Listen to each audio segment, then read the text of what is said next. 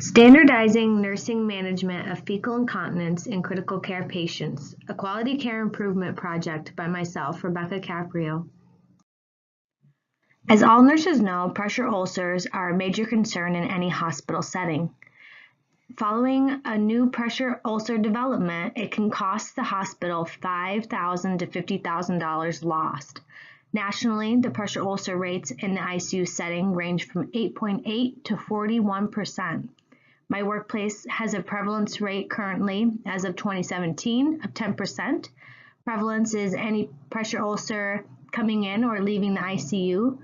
Our incident rate is slightly less at 8.7. Incident rate is calculated on any newly developed pressure ulcer 48 hours after admission.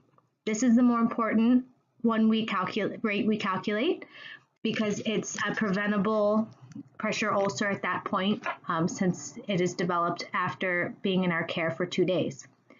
With critical care patients, sometimes it is contraindicated to turn and position them often. So we have to do other things to avoid developing pressure ulcers, such as keeping the skin clean, dry, and intact from incontinence-associated breakdown. My unit's current pressure ulcer bundle in the screening tool fails to recognize the unique needs of incontinence patients. That is why I have decided to address this issue in my unit.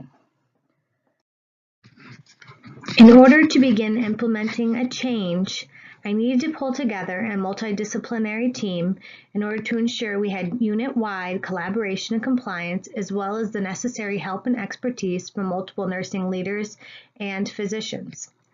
My team included the following: my unit manager, who is an RN BSN, and she helped identify the problem, develop the aim, as well as ensuring compliance and providing education. The critical care educator also aided in developing the aim, and she is in charge of educating the newly coming critical care nurses that are coming up and starting their training. So she'll train them fresh out of their orientation, as well as helping new or in-place nurses learn the process and what we're going to try to accomplish with this intervention. I included both day and night shift team leaders who are in charge of helping collect surveys, gather opinions, assess the need for changes in the intervention, as well as ensuring nursing compliance with updating their education regarding the intervention I've chosen to use. Lastly, I included a SCIM team nurse practitioner. They usually only round about once a month as needed, just for education purposes, but I wanted to make sure I included them because they know best how to treat incontinence-associated dermatitis, as well as how to prevent it, which could lead to the development of a pressure ulcer. So she was able to offer to come in twice a week and assess some skin, as well as update nurses and answer questions regarding the use of Campbell-Septine. With my critical care nurse educator and the help from my unit manager, we developed an aim for the project based on last year's ICU pressure ulcer rates. After intervention implementation, our goal is to reduce the incidence of ICU acquired pressure ulcers to 6% or less within 12 months.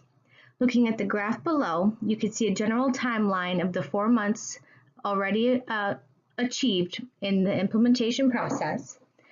Around the middle of February, education sheets were handed out to nurses to update them on the use of Campbell-Septine, when to use Campbell-Septine, when to not use Campbell-Septine. You could see our rates drop to 7% by March. There was a disconnect there in March with some of the physicians in ordering of Campbell-Septine, and it did go back up to about 8, but it is still less than our current last year's rate of 8.8%. I feel in 12 months that this will trend back down with overall compliance and the use of PDSA cycles.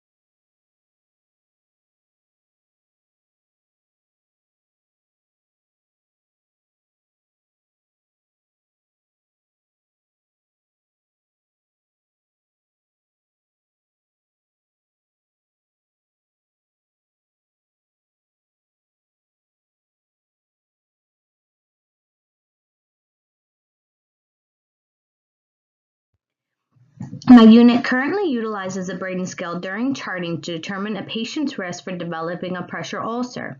The Braden scale does not address fecal incontinence. It only considers moisture as a risk factor. Moisture can be considered present for many occasions, someone who is sweating, for DTs, or someone whose catheter is leaking. It does not specifically address fecal incontinence. Fecal incontinence and circulatory compromise are the biggest influencing independent factors in the development of ICU hospital-acquired pressure ulcers. In one study, nearly half of ICU-acquired pressure ulcers developed on the sacrum, the hotspot for fecal incontinence. In order to effectively reduce the rates of ICU pressure ulcers, all risk factors must be considered and addressed. Every shift does complete every 4-hour gastrointestinal assessment. However, the bowel movement documentation screen does not include incontinence as a choice. The nurse must freely type in incontinence if she decides to do so, otherwise it is not documented. Physician notification must be made once there is more than one episode of fecal incontinence. Physicians should order protective barrier cream once they are notified. That way this can be addressed next cleanup for that patient. The Omnicell will stock the ointment, and then nurses must have it in the room and scan it into their electric medical administration record.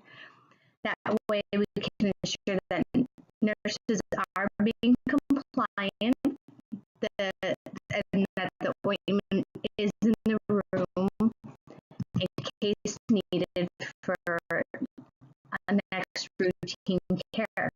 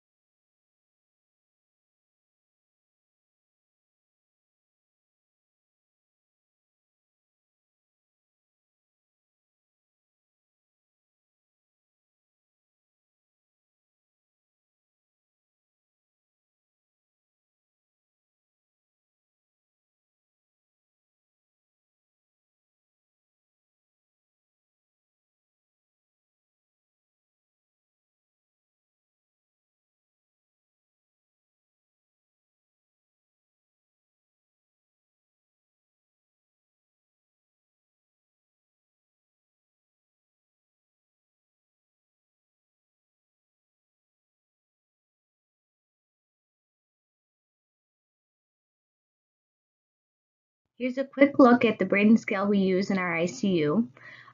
There is an error at the bottom. You could see at very high risk it says greater than 9. However, it should say less than 9. Nurses know this in our unit. Most of our ICU patients range from about a 14 to less than 9. So they are moderate risk or go all the way up to very high risk. We rarely have a patient who is low risk. You can see under the moisture section that it does not specifically address fecal incontinence. However, you do have 4 choices of constantly to rarely moist.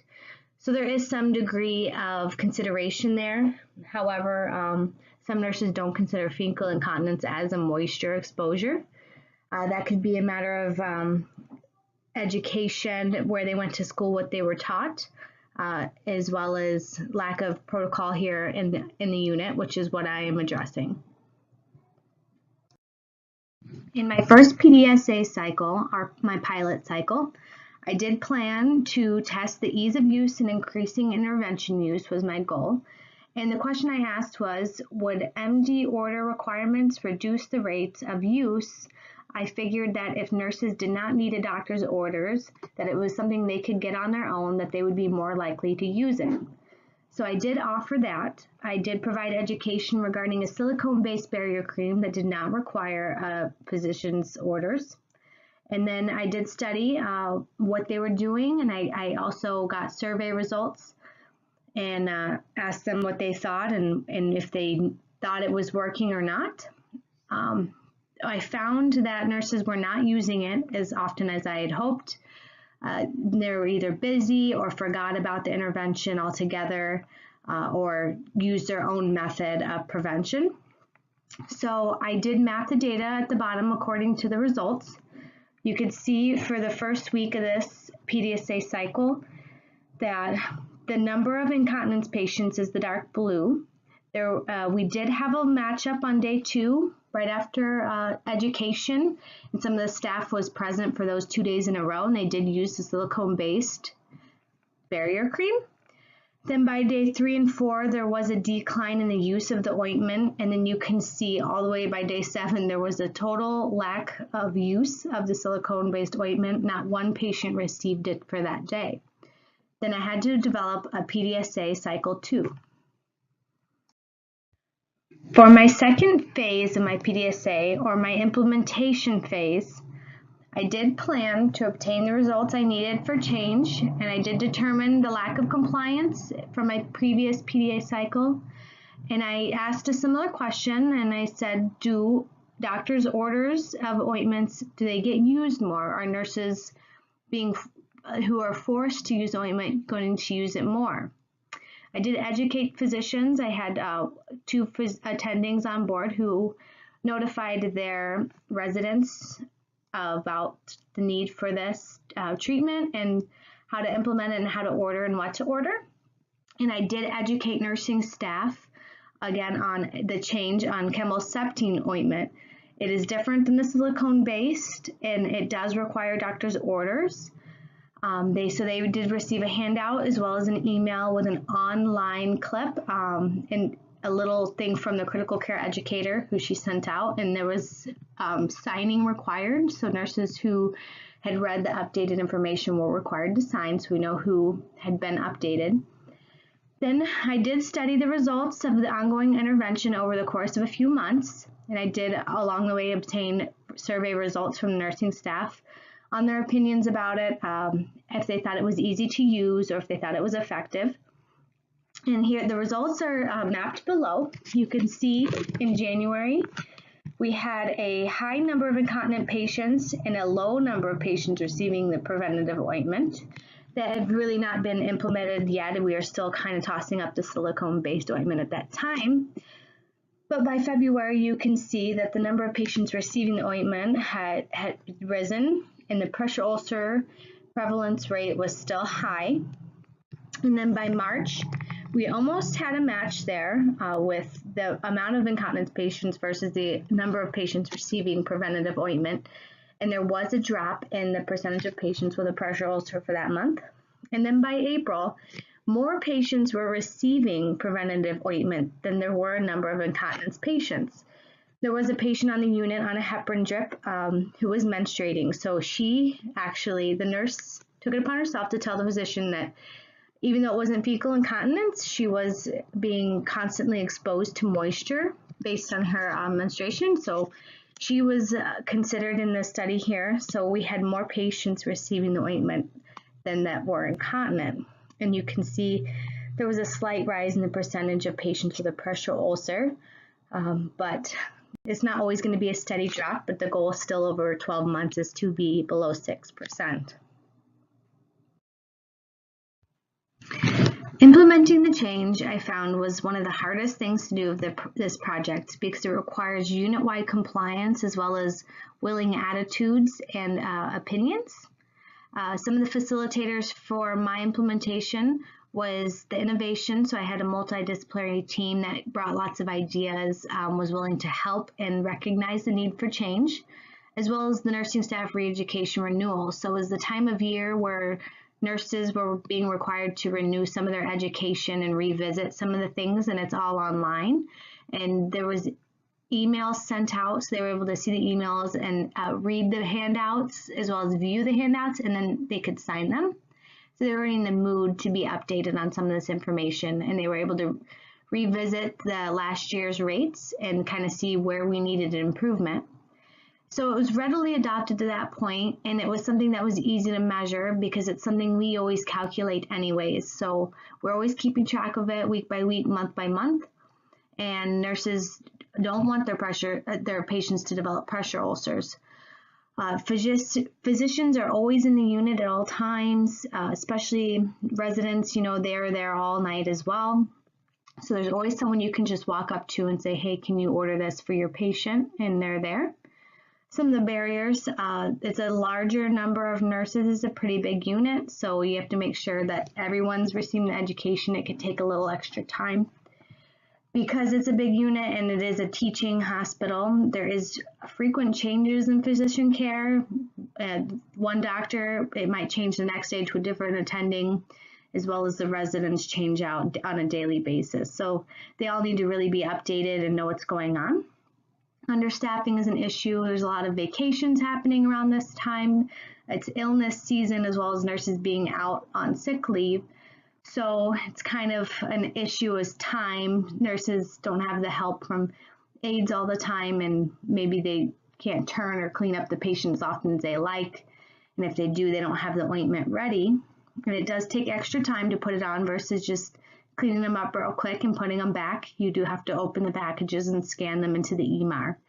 Those were some of the barriers I found in my particular unit. When considering spreading the change hospital-wide to units that needed it, that had also patients that were a little more dependent on nursing care and that were fecally incontinent, some of the facilitators on those units would be large multidisciplinary teams. They would have to go on a larger scale with many nursing leaders, management, pharmacy, physicians. The system for education is very updated. Nurses are emailed. They're required to check their email, so they know every shift they work, what's new, what's going on, what they need to be doing, completing. They can log on the internet and complete their education that way as well. Nurses practice in this hospital using evidence-based knowledge. We get frequent flyers. We have seminars that are paid for.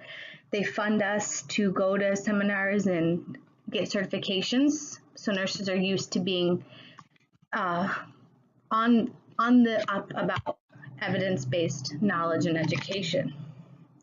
We also have the use of the EMR and Omnicell system to prevent medication errors and also to ensure that nurses are administering the medications they need. There is no ability to double-click past. You do have to scan the patient and scan the medication.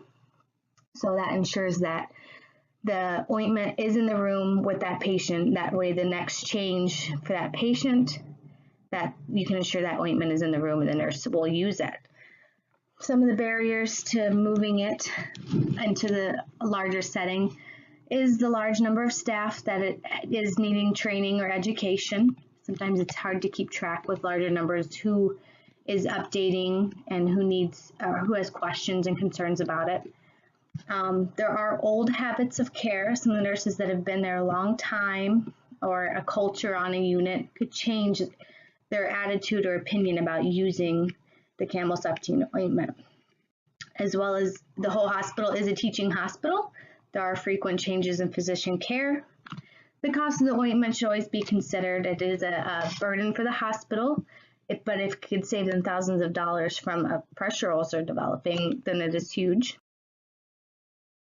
There is already shown improvement on the PU incidence in the short months of initial implementation. At the current rate, I believe my unit will reach the intended goal within the expected time frame of 12 months. That's the goal of the aim. If the goal is reached, not only will our unit benefit, but the entire hospital will. Once the change is spread to other units, my organization could potentially have one of the lowest PU rates nationally. The change is simple and not very costly, but could save the hospital thousands of dollars, all while protecting the patient's best interest. The goals and making an impact on quality of care is important to ensure that the intervention aligns with the goals and the interests of the hospital's goals and mission. The selected target populations and the units for implementation plans must align with the need for change. There must be a team of managers and messengers to ensure that there's compliance and updating of education for nurses. The use of email is also helpful in notifying nurses of the need for change, how to change, and the education of why to change. This is evidence-based practice. Also, we need to capture the knowledge and feedback of the nurses that are helping implement the change. This can help us conduct PDSA cycles. We can develop surveys for staff in order to make the changes necessary. When you use this on a bigger scale, if I plan to go hospital-wide, there would be more PDSA cycles needed as each unit is unique. The documentation, calculation of incontinence patients, the frequency of intervention use, and the PU incidence for each individual unit is the outcome measure. So we can measure all those things. We can keep track of the amount of incontinence patients, the frequency of the Camelceptine use, and the PU incidence for each unit. And it could be charted out and made as a visual for the nurses to see